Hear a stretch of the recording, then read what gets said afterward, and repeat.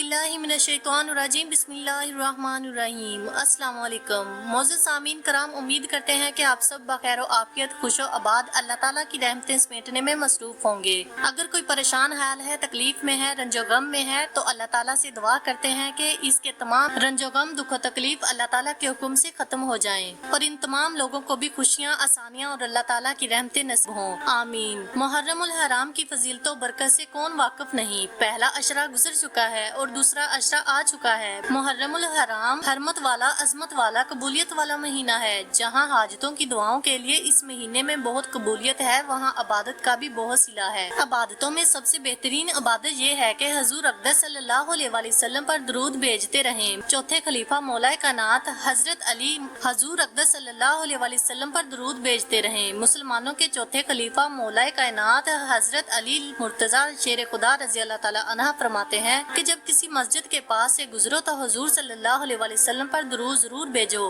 क्योंकि आप पर दुरूद पाक पढ़ना न सिर्फ रहमत है बल्कि बरकत ही बरकत है। सखी इब्ने सखी शहजादा हजरत अली हजरत इमाम हुसैन रज़ी अल्लाह ताला अन्हा से एक मर्तबा किसी शख्स ने कुछ मांगा तो आपने फरमाया कि 3 सूरतों के सिवा किसी दूसरे से कुछ भी मांगना जायज नहीं। आपने आगे फरमाया, एक गरीब, दूसरा फकीर बना देने वाली गुर्बत और तीसरा या फिर बहुत ज्यादा गुमान करना। इस शख्स ने कहा कि मैं इनमें से किसी एक वजह से आया हूँ, मेरी मदद कीजिए। तो फिर आपने इसको 100 दिनार यानी सिक्के देने का हुक्म फरमाया और वो इसको दे दिए गए। यानी दूसरी सबसे बड़ी इबादत खल्के खुदा की मदद है। ज्यादा से ज्यादा सदका खैरात करना और माल से ज्यादा किसी का पेट भरना बहुत बड़ी इबादत और नेकी है।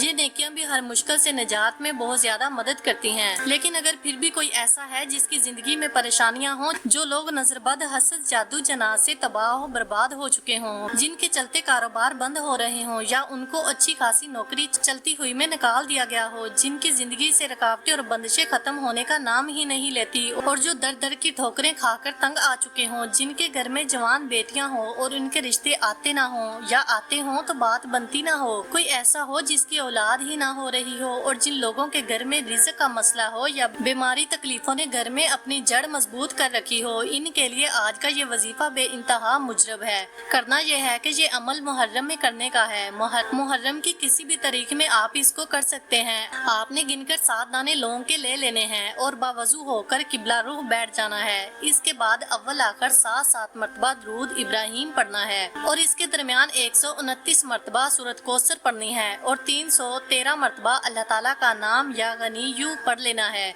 और फिर इन लोंगों पर फूंक देना है। फिर इन लोंगों को किसी साफ बोतल में डालकर बोतल बंद करके घर के किसी महफूज जगह पर रख देनी है और छोड़ देना है। ये एक दफा का अमल है, लेकिन इसके करने के बाद आपकी जिंदगी से तमाम बदसरात, दुख, तकलीफें, परेशानियां खत्म हो जाएंगी।